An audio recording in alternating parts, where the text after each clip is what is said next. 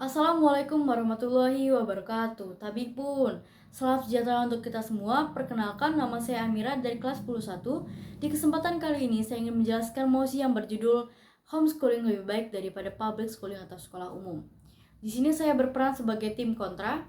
Jadi yang pertama yang ingin saya jelaskan adalah pendidikan merupakan hal yang berhak atau wajib dimiliki oleh setiap orang, sesuai dengan yang tertuang pada pasal 31 ayat 1 yang berbunyi, setiap warga negara berhak mendapatkan pendidikan. Itu artinya orang-orang pasti memiliki cara-cara yang berbeda dalam mendapatkan pendidikan. Salah satunya adalah dengan cara sekolah umum dan homeschooling. Homeschooling pada mosi ini berperan sebagai sekolah yang lebih baik daripada sekolah umum. Jadi sekarang saya akan menjelaskan keunggulan daripada homeschooling. Keunggulan ini sangat akan dicocokkan atau dengan kekurangan daripada public schooling atau sekolah umum. Yang pertama adalah keunggulan dari homeschooling adalah homeschooling ini fleksibel. Dalam artian bahwa homeschooling ini memiliki waktu yang tidak ditentukan seperti pada public schooling. Ya misalkan pada public schooling mungkin kita masuk jam 7.10 atau kita pulang jam 3 sore dan lain sebagainya. Namun homeschooling ini tidak.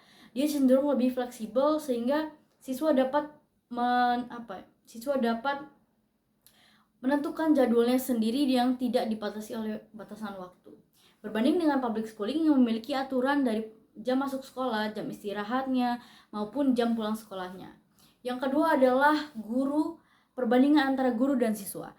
Pada homeschooling, satu guru itu bisa saja hanya mengajar satu anak, yang artinya bahwa homeschooling ini lebih memfokuskan kepada satu siswa sehingga perkembangan daripada siswanya ini lebih disoroti. Berbanding terbalik dengan public schooling yang biasanya bahkan 30 orang siswa hanya diajar oleh satu guru per mata pelajarannya. Itu yang menjadi salah satu alasan mengapa orang-orang lebih memilih homeschooling yang berfokus pada satu siswa saja. Dan yang ketiga adalah masalah pergaulan. Pergaulan pada homeschooling ini lebih teratur dikarenakan orang tua dapat memantau langsung pergaulan dari anaknya. Sedangkan di public schooling ini orang-orang cenderung menjudge bahwa public schooling ini rentan dengan pergaulan bebas. Baiklah, dari kelebihan yang dimiliki homeschooling ini akan saya cocokkan dengan yang ada pada sekolah umum. 1. Jadwal homeschooling yang fleksibel itu membuat siswa lebih bisa seenaknya. Sedangkan pada jadwal public schooling kami lebih terbiasa untuk diatur oleh waktu sehingga kami mengetahui dan sudah terbiasa dengan aturan-aturan waktu sehingga kami ini disiplin. Masuk kami tidak ingin terlambat, istirahat ketika bel sudah berbunyi kami langsung masuk ke kelas, ataupun pulang yang kami tahu jadwal pulang kami itu kapan. Ini menjadi salah satu perbandingan antara homeschooling dan public schooling, bahwa public schooling itu aturan-aturannya lebih ditekankan sehingga siswa itu lebih disiplin pada waktu. Yang kedua adalah masalah perbandingan antara guru dan siswa. Jika saja kita hanya memiliki satu guru untuk satu orang anak, anak itu lebih atau bisa disebut selalu dituntun dalam langkahnya.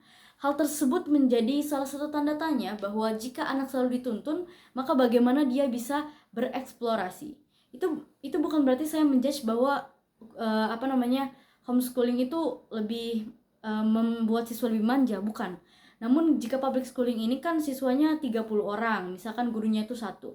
Jadi siswa itu lebih berusaha lebih keras lagi bagaimana caranya untuk bisa dalam sebuah metode atau bisa dalam sebuah hal atau penelitian dan lain sebagainya.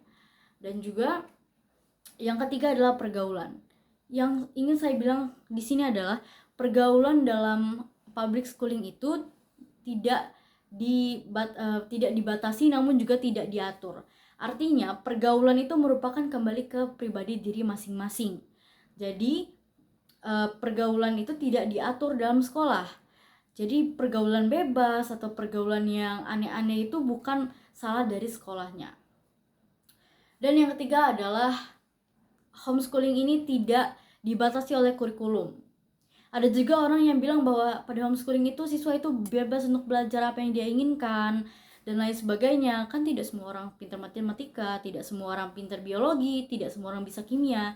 Ya kita tahu hal tersebut, tapi pendidikan dasar yang diberikan di sekolah umum itu bertujuan agar siswa itu minimal tahu dasar-dasar pada kehidupan kita. Misalnya kita ingin menyiram tanaman, kita pasti jika kita belajar biologi kita tahu bahwa tanaman itu butuh fotosintesis, bagaimana kadar airnya atau sinar matahari yang dia butuhkan, minimal kita tahu secara gambaran besar. Artinya, walaupun pelajaran kita bisa saja mempelajari hal yang kita ingin pelajari saja, namun pada dasarnya kita harus mempelajari semua hal agar kita bisa semua hal juga.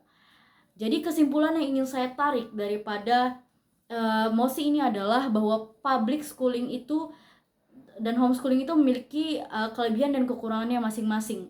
Namun yang ingin saya tegaskan adalah hal-hal yang kita dapatkan pada public schooling itu jelas berbeda dengan homeschooling.